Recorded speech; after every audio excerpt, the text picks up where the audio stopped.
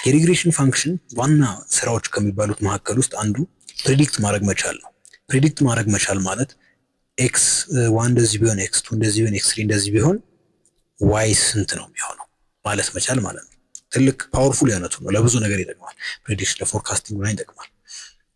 ስለዚህ የሆነ ያህል ራንደምነስ ስላለ ስቶካስቲሲቲ ስላለ ዝም ብለን ኤክስ ዋን ኤክስ ቱ ኤክስ ትሪ እንደዚህ ሲሆን ዋይ እንደዚህ ነው የሚሆነው ብለን ተካክተን ሰብስቲዩት አድርገን እንደ ኤሌመንተሪ ማትስ የሆነ ቁጥር አስወጥተን ቁጭ ማለት አይቻልም።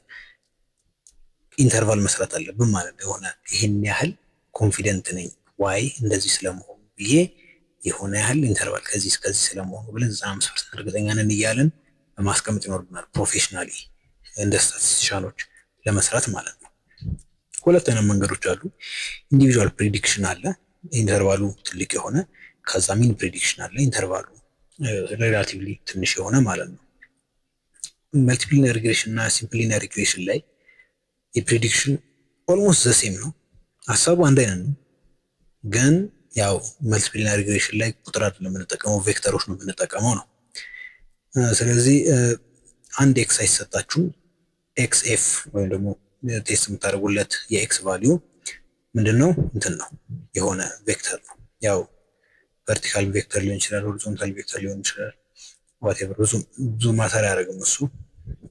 ይሄ ሆሪዞንታል ከሆነ ይሄ ቨርቲካል መሆን አለበት ምናምን ነው። ስለዚህ መጀመሪያ ሁሌ የሚሰጣችሁ አንድ ነው ለኮንስታንቱ። ሁሌ ይሄኛው አንድ ነው የሚሆነው። ከዛ ኤክስ ኤፍ 1 ኤክስ ኤፍ 2 ኤክስ ኤፍ 3 ወይ ምናምን እያለ ይሄዳል ማለት ነው።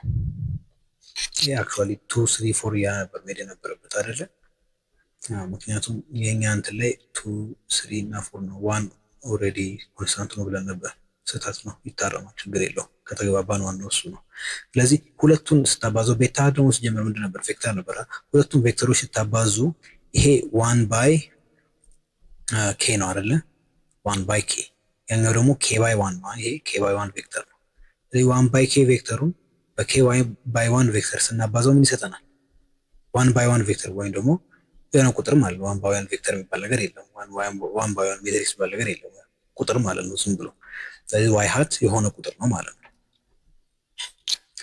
ከዛ በኋላ ኢንዲቪጁዋል ፕሬዲክሽን ኢንተርቫል ትልቅ ኢንተርቫል ነው ከዛኛው አንፃር።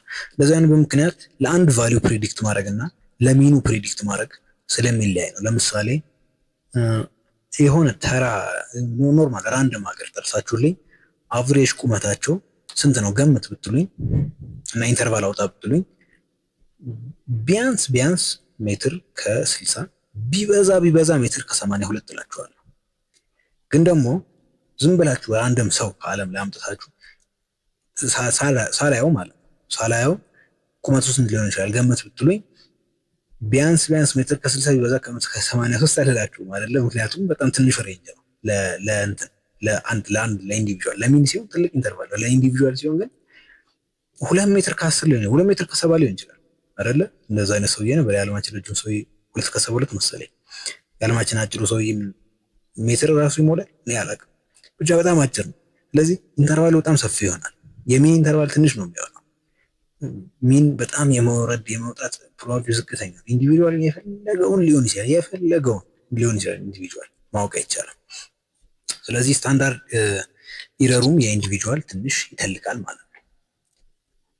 ያው ፎርሙላው ይሄ ነው። ከሲምፕል ሊኒየር ሪግሬሽን ጋር አንድ አይነት ነው።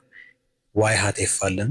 ያው ቅድም ቬክተሮች ማባሰን ያገኘነው ፕላስ ኦር ማይነስ ያው ቲ ቫልዩ እናገኛለን በሌቭል ኦፍ ሲግኒፊካንስ እና በዲግሪስ ኦፍ ፍሪደም ላይ ተመስርተን ከዛ ስታንዳርድ ኤረር ኦፍ ኢንዲቪጁዋል እንፈልጋለን እናባዛቸዋለን። እነዚህን ስታንዳርድ ኤረር ሲጨምር ኢንተርቫሉ ይሰፋል፣ ቲ ሲጨምር ኢንተርቫሉ ይሰፋል ምናምን።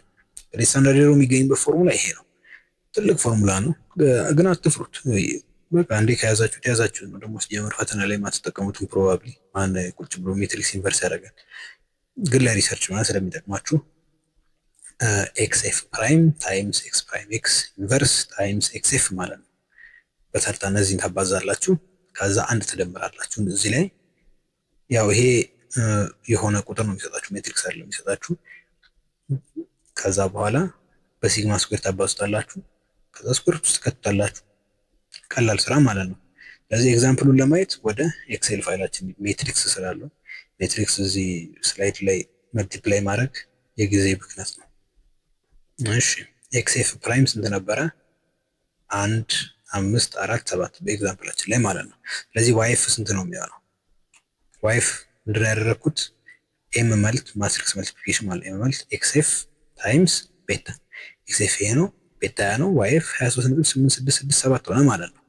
ከዛ ስታንዳርድ ኤረር ኦፍ ኢንዲቪጁዋል ይሄ መጣልኝ 4.6752 መጣልኝ።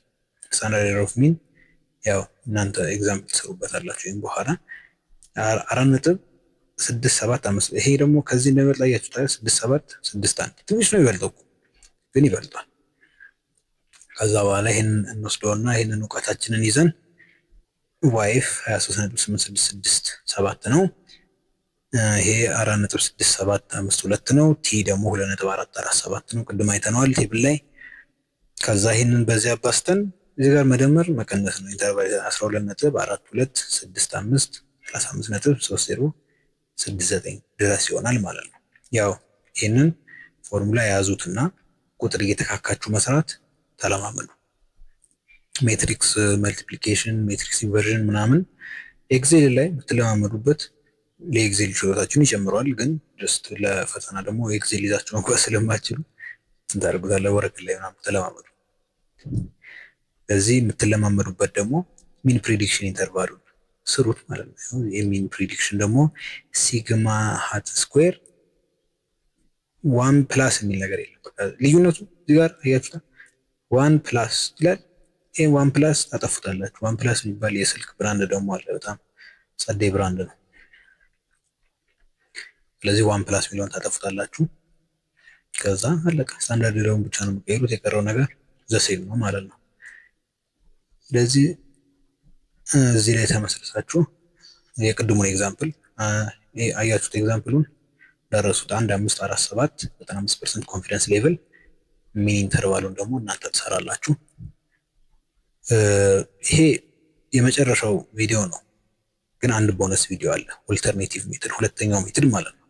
ሁለተኛው ሜትድ በኋላ አንድ ላይ እናያለን ቀጣይ ቪዲዮ ላይ። መልካም ጊዜ።